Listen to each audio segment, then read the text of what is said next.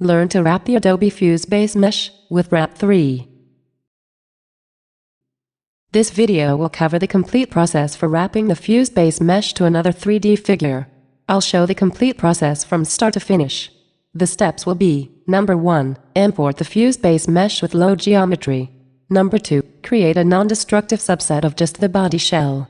Number 3. I'll import the reference figure and delete any unwanted polygons. Number 4. I'll select points for wrap to align the meshes. Number 5. I'll wrap the base mesh to the reference mesh with the wrapping node.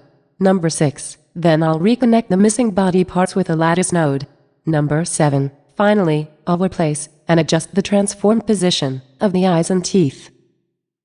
Here's the finished result. I've wrapped the Fuse base mesh to a muscular figure. In the node panel, you can see the finished project that I'll build in this tutorial.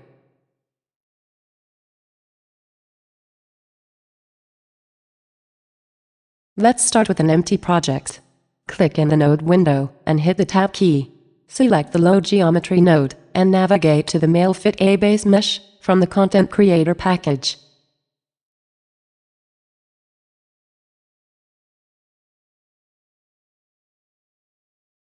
I'll add a Select Polygons node and connect it to the Geometry node. In the visual editor, I need to choose the polygons for the subset mesh.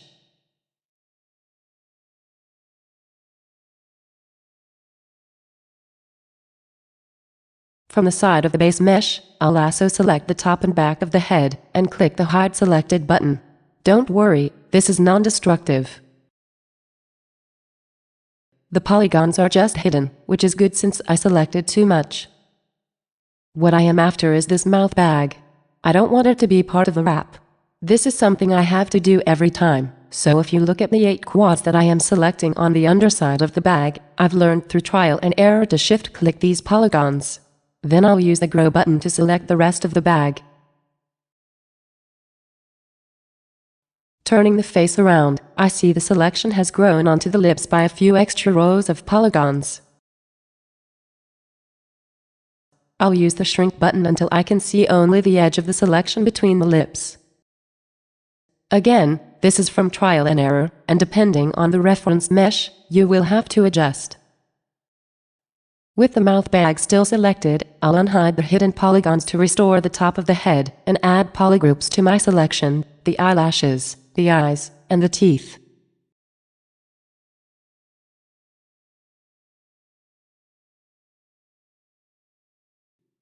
Add a subset node and connect it.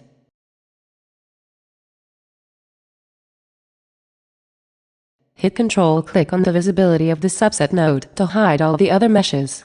This selection isn't the body shell, this is all the parts I need to remove. Click on the Select Polygons node and go back to the visual editor and hit Invert. Now my subset mesh is just the body without lashes, eyes, or mouth parts.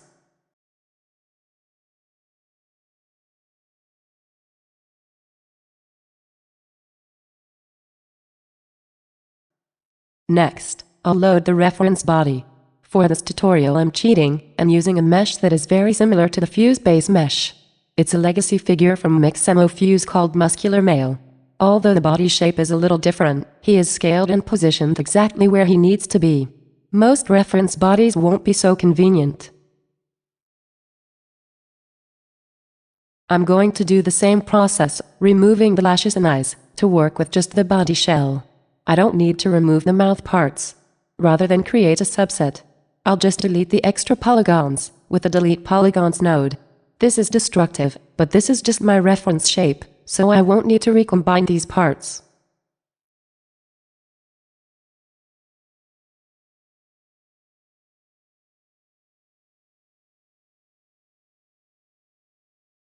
Since my reference mesh is even lower poly than my base mesh, I'm adding a subdivision node to make a smoother shell for wrapping. If the reference was a body or face scan, or a high poly OBJ exported from ZBrush, I would probably use a decimate node instead, to reduce the poly count before I deleted the extra body parts. I'll tidy up the graph before I move on to wrapping.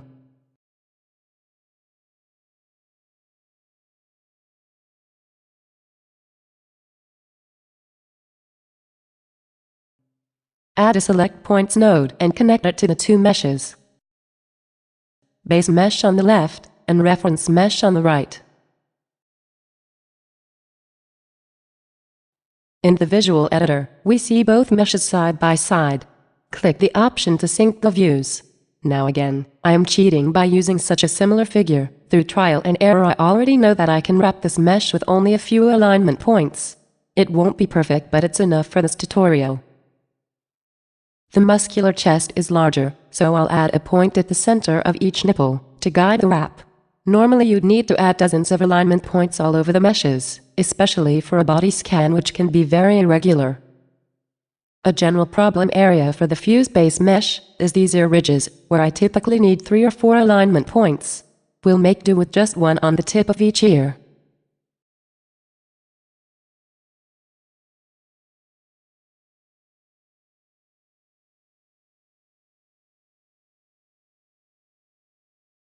Next, I'll add the wrapping node. I also connect the Select Points node, but I'm leaving the fourth connection empty. If I was only wrapping the head or the face, I could add another Select Polygon node here, for body parts that don't need to conform to the reference. Wrap will try to hold their shape and drag them into position. I'll skip the wrapping settings for this tutorial. There are suggestions on the Wrap3 website depending on whether you are using a clean reference mesh or a noisy 3D scan. Again, I am cheating because these two meshes are so similar. The hands and feet overlap perfectly, but normally I would need to add an alignment point for each fingertip and for every toe.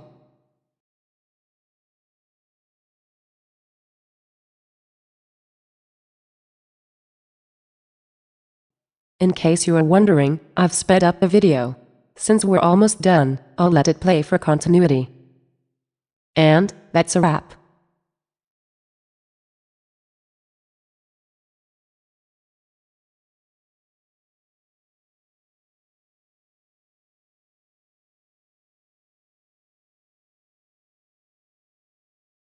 We are halfway through the tutorial. Before I recombine the missing body parts back into the full base mesh, let's take a 1-minute brain rest while I show some problems to watch out for. I like to use the ambient occlusion map as the image texture. It helps me see problem areas that otherwise I won't notice until the figure is in Fuse. He looks pretty good. Wrap had no problem aligning his face, but that's because these are such similar models. Normally I would add a lot more alignment points, especially around the eyes and lip ridges. Let's check out the problem areas where I added alignment points. The ear tip is fine, but the lobe, and this bit called the tragus, is misaligned. His chest needs smoothing. Wrap respected my alignment point, but the vertices around it are stretched. You can easily see when the cage mesh is out of alignment. I could add a Save Geometry node here to export an OBJ to my 3D modeler. As long as I preserve the vertex order, Wrap sees it as the same model. I could move individual vertices and re-import the fixed shell.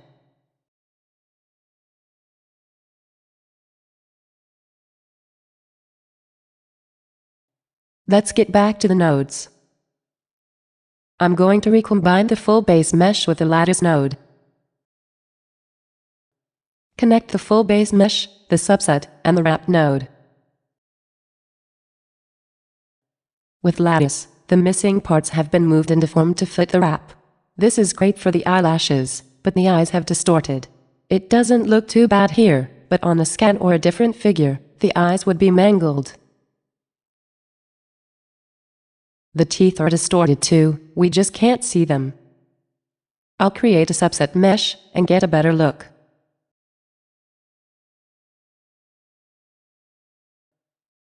Again, if these models weren't so similar, this would be much worse.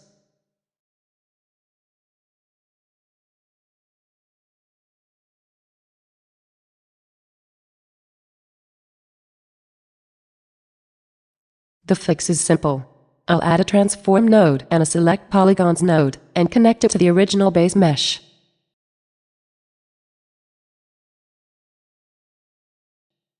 In the Select Nodes visual editor, I click on the left eye and grow the selection.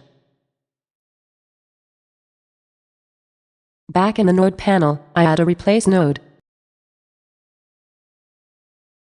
Connect the transform, and the selection, and the lattice node.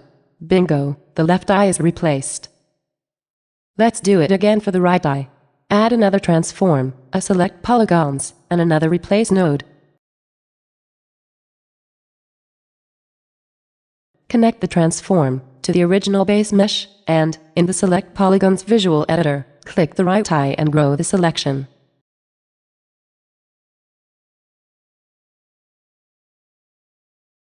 Connect it to the last replace node, and we get the original right eye.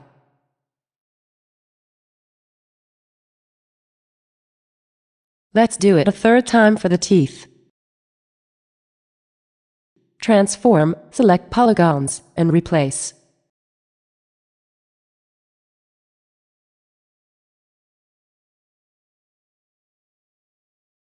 Connect the base mesh, and this time we'll select the teeth from the Add Polygroup list.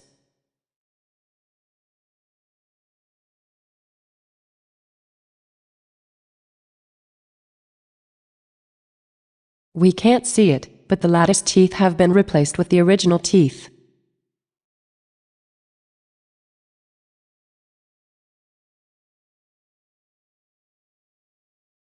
For this last step, you'll need to use your best judgment. I'll turn off the mesh grid on the original base mesh. Remember, all the mesh appearance settings originate from this node. I'll position the head so I can check the eyes. And I see some poke through. I'll click on my first transform node and move the left eye on the Z-axis. And I got lucky. That looks pretty good. I'll do it again on the second transform node to move the right eye.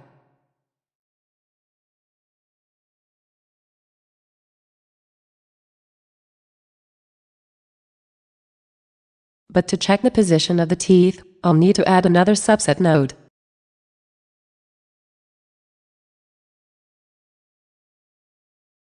And I'll connect it directly to the wrap mesh.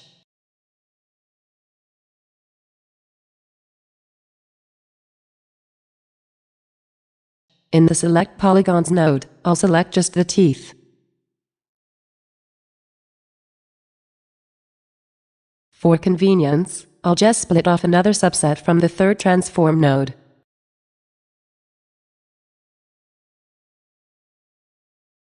Now it's easy to position the teeth with the transform.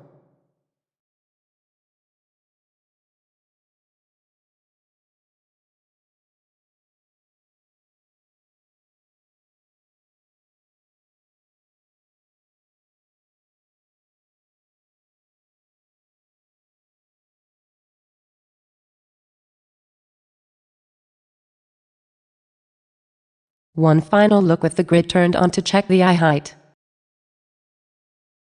And it's close enough. The only thing left to do is export the new figure with the Save Geometry node.